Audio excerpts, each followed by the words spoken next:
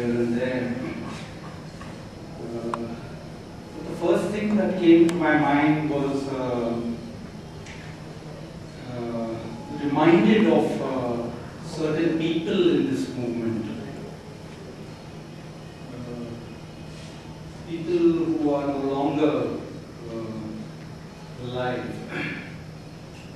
And one thought really went back to Krishna Singh. I don't know if some of you might remember old-timers in the movement. Krishna Singh, who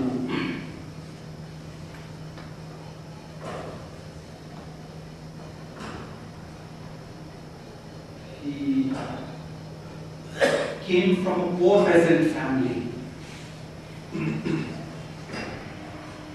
He made his livelihood as a transport worker. But then it was this movement that brought him to the forefront of the fight for human liberation. He became the General Secretary of the Mazdoor Kisan Sangram Samiti. At that time, the mass organization of the CPI-ML party unity. In June 1984, I think, the CPI-ML party unity lost one of its most able leaders in Parliament. An armed gang organized by Rajput landlords killed Krishna Singh. And this was at a time when the movement in Palamur was at its initial stage. The second person who came to my mind, was in Andhra Pradesh. She was known as Lakshmi.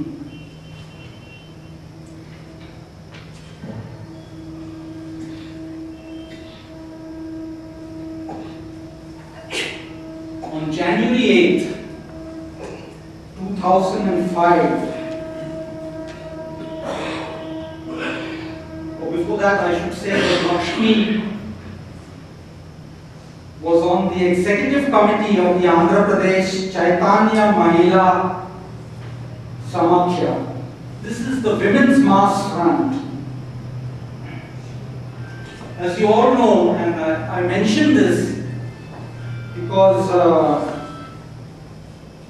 women have always been in the forefront of radical left movements. It is not often realized.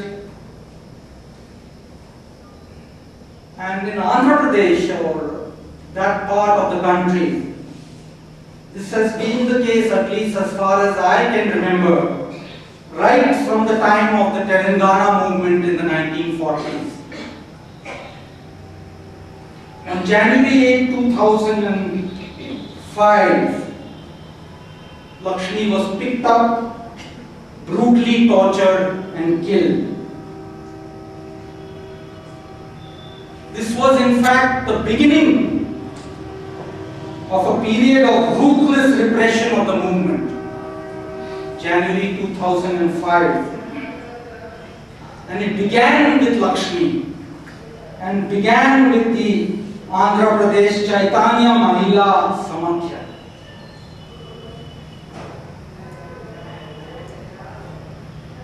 It was after this and later that year that the Narsa Cobras, the Kakatia Cobras, the Nalla Malla Cobras, more feminist than the real reptile, came and it decimated the mass organizations in Andhra Pradesh. Almost permanently, and I say this because 7 years have now passed, and I still do not see the rejuvenation of mass organizations in Andhra Pradesh. But this all began, I think, on January 8, 2005, when Lakshmi was picked up, brutally tortured and killed.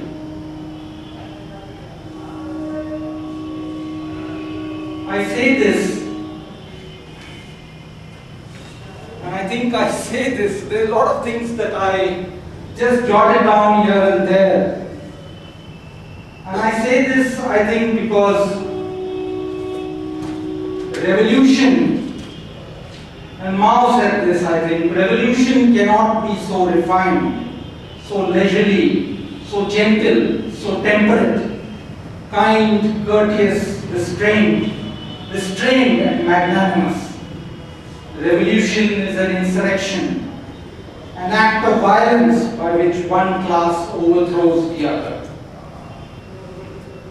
And inevitably, actually, brutal state repression comes along. So I don't think I can really go beyond accounts of repression and armed struggle. I can't do that, I think, and that's where I think I have deviated from the topic today. But I couldn't really do that. But let me come then very briefly to the question of revolutionary generalization.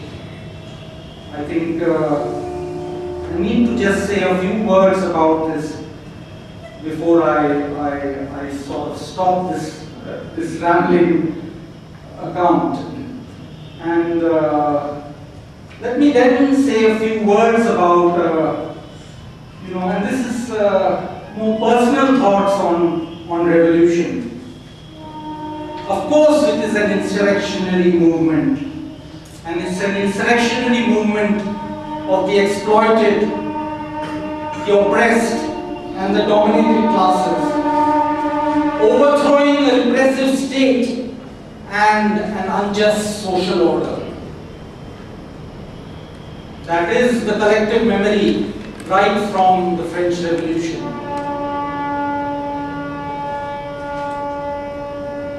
But I think revolution is the beginning of a process which has not yet ended. And I remember after Naxalbari was crushed by July 1967, I think March 1967 it began, and by July 1967 it was crushed. And very soon after, Charu Mazumdar said, Naxalbari will never die. I don't remember that whole quote of his, but he said, Naxalbari will never die. And I don't think he was daydreaming when I think of it. Because the revolutionary process, that revolutionary explosion that takes place, it unleashes dreams. And indeed, radical social demands. In fact, it carries within it a future. But I think that future remains open. And it is as yet, wherever revolutions have taken place, it is yet unachieved. I have certain dreams, and I think I should say something about this. These are just random thoughts that came to my mind. So let me actually, I jotted down some things here.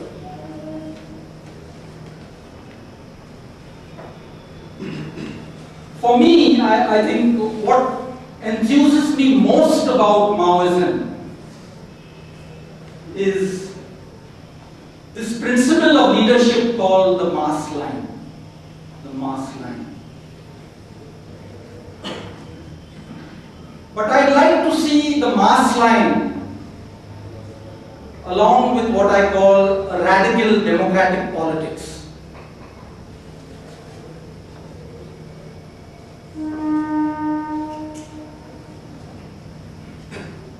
I think Maoism has still not come to terms with the reality of Stalinism. is high time that it did.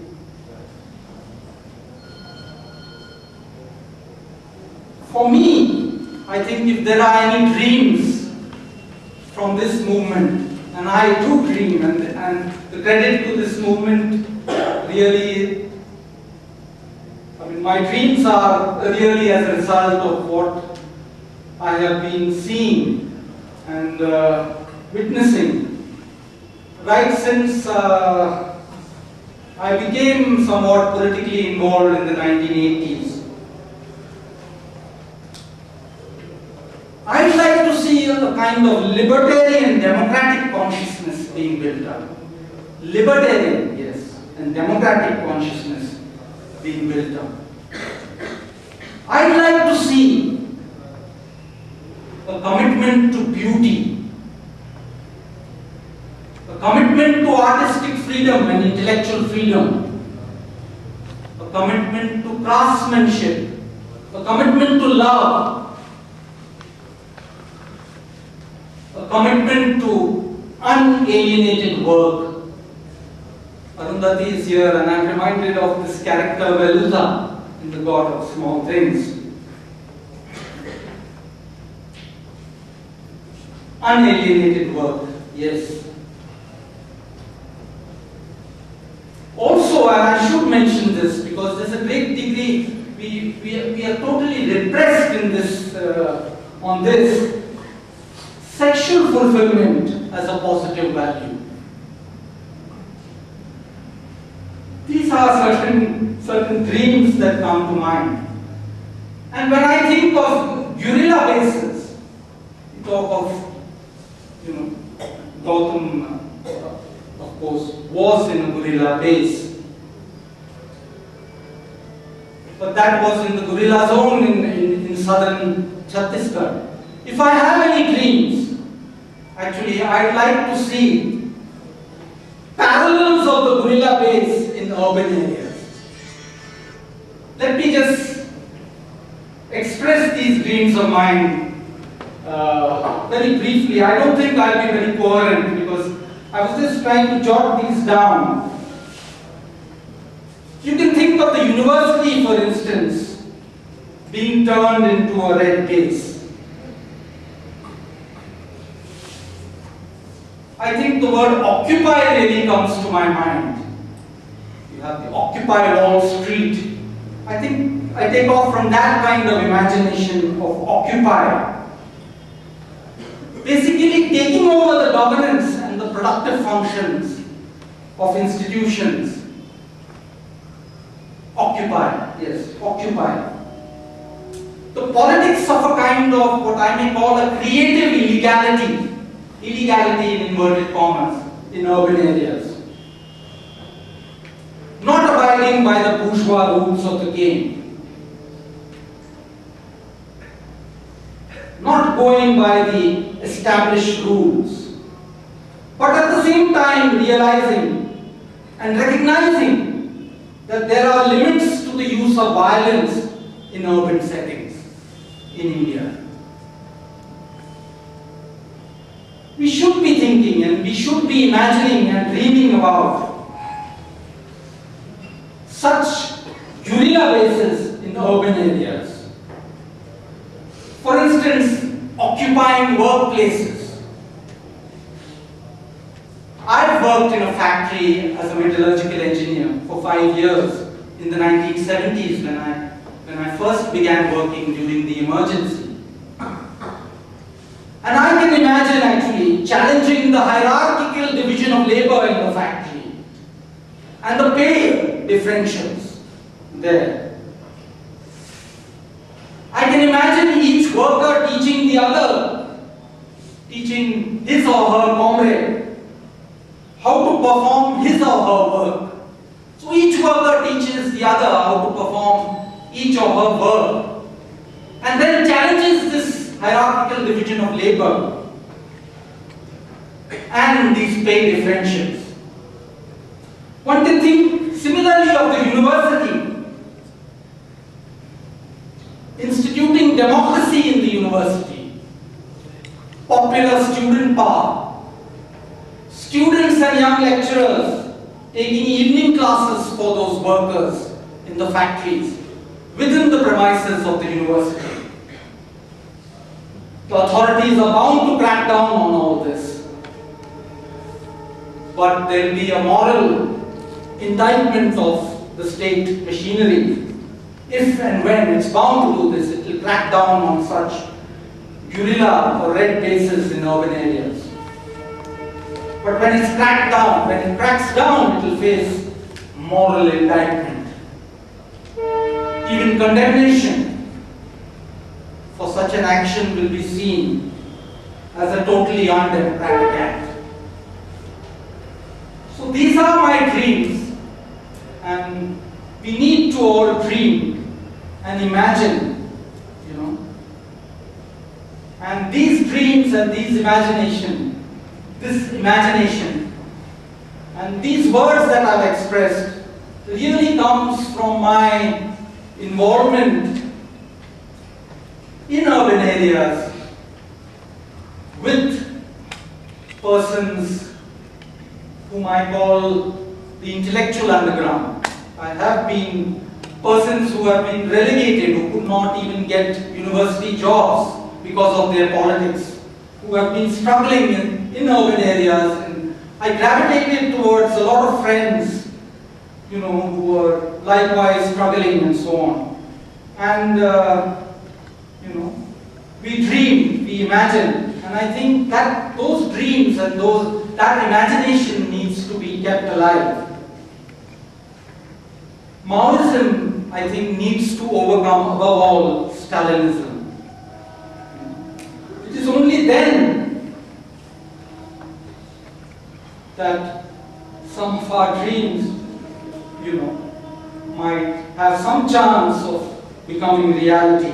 The commitment to beauty, artistic freedom, craftsmanship, unalienated labor, sexual fulfillment as a positive value, and so on. Thank you.